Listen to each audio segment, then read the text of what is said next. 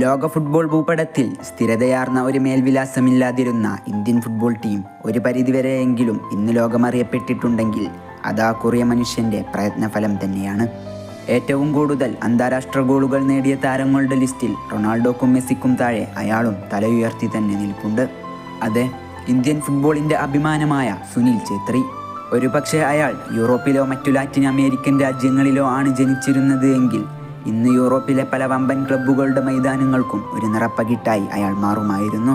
ഛേത്രിക്കു ശേഷം ഇന്ത്യൻ ഫുട്ബോളിൻ്റെ സ്ഥിതി എന്താകുമെന്ന ചോദ്യം പലപ്പോഴും ആരാധകരുടെ ഇടയിൽ നിന്നും ഉയർന്നു കേൾക്കാറുണ്ട്. എന്നാൽ അതിനുള്ള ഉത്തരം അധികം വൈകാതെ തന്നെ നമുക്ക് ലഭിച്ചേക്കും. അയാൾക്ക് പകരമാവാൻ ഇനിയൊരു പകരക്കാരൻ വരുമോ എന്ന ഉത്തരം കിട്ടാത്ത ചോദ്യവും ബാക്കിയാക്കിക്കൊണ്ട് അയാൾ ഇന്ത്യയുടെ നീലക്കുപ്പായം അഴിച്ചു വെക്കാൻ പോവുകയാണ്.